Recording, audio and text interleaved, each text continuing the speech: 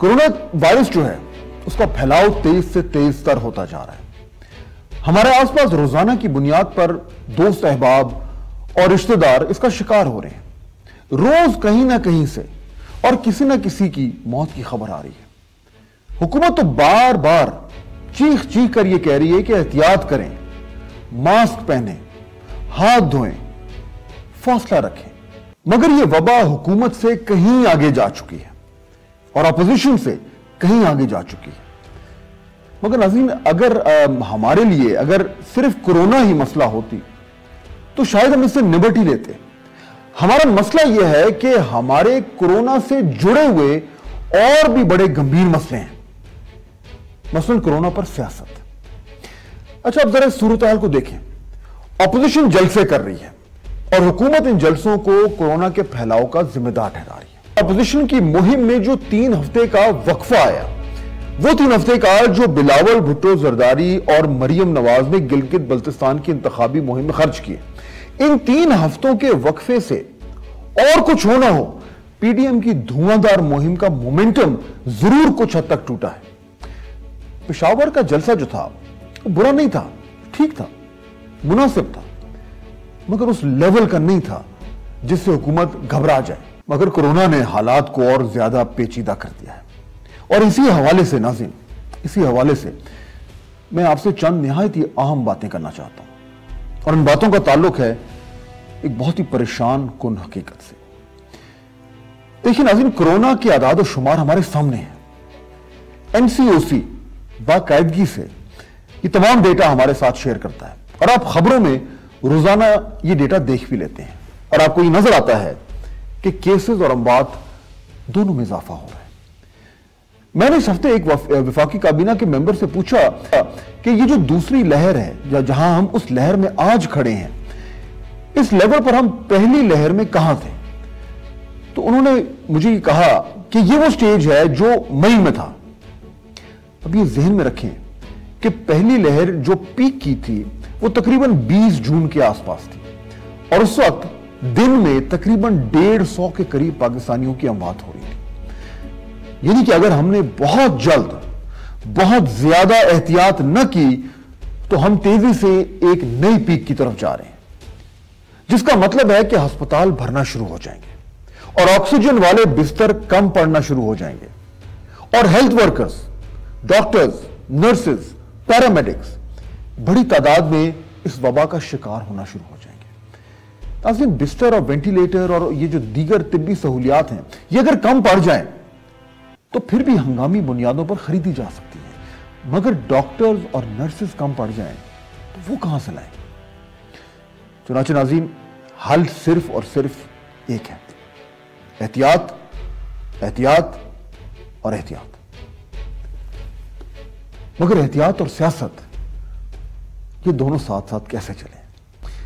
ये है अलमिया जो इस वक्त हमें जकड़े हुए है। यानी सादा अल्फाज में नाज़रीन, कोरोना बड़ी या सियासत? अब बज़ाहिर तो जवाब आसान है, कोरोना जानलेवा है, सियासत हुकूमत और अपोजिशन के दरमियान एक रस्सा कशी है। चलो मान लिया कि सियासी तनाव महज जाती बुनियादों पर होना जरूरी नहीं है, कहीं ना कहीं तो कोई उसूल छुपा बैठा होता है, कोई नजरिया, कोई यकीन, कोई शायद हकीकी जद्दोजहद का पहलू। ऐन मुमकिन है कि हमारे सियासी लिबास में ये तमाम नगीनें जड़े हों, मगर जान से प्यारी भी कोई चीज होती है।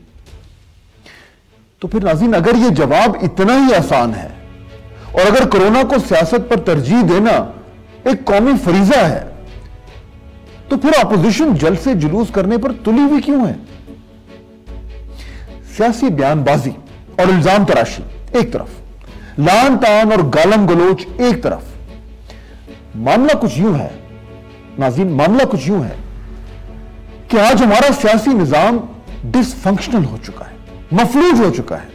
यह नौबत तब आती है जब इस हमने कौमी सतह के मसाइल से निपटने की सकत खत्म हो जाए। जरा नोट करें नाज़रीन, मैं हुकूमती सकत की बात नहीं कर रहा, मैं हुकूमती सकत की बात नहीं कर रहा, बल्कि निजाम की सकत की बात कर रहा हूं। हुकूमत तो यह दावा कर रही है कि वो जो कुछ कर सकती है वो कर रही है और जितनी भी इसमें सकत है और जितनी भी उसमें अहलियत है उसके मुताबिक वो जोर लगा रही है। मगर हुकूमत खुद इस बात का एतराफ कर रही है कि ऑपोजिशन के ताउन के बगैर कोरोना की मौजूदा सूरत हाल से निपटा नहीं जा सकता। वजह हुकूमत के मुताबिक वजह यह है कि यह जलसे करके ऑपोजिशन लोगों को पैगाम दे रही है कि कोरोना कोई इतना बड़ा मसला नहीं है और जलसों में आने से कोई ज्यादा फर्क नहीं पड़ेगा। इससे बेएहतियाती में इजाफा हो रहा है। ऐसी बेएहतियाती के होते हुए हुकूमत जो मर्जी कर ले, कोरोना काबू में नहीं आएगा। मगर नाज़रीन, ऑपोजिशन इस सबको शक की निगाह से देखती है, कोरोना को नहीं बल्कि हुकूमत को और हुकूमत की हिकमत अमली को और हुकूमत की नीयत को। यह वो शक है जो कहता है कि हुकूमत कोरोना की आड़ में ऑपोजिशन की मुहिम को नाकाम बनाना चाहती है, उसके गुब्बारे से हवा निकालना चाहती है। अब मुझे बताएं, इस माहौल में कोई किस तरीके से बात करने को तैयार होगा, और वो भी कैसे? तो फिर क्या करें?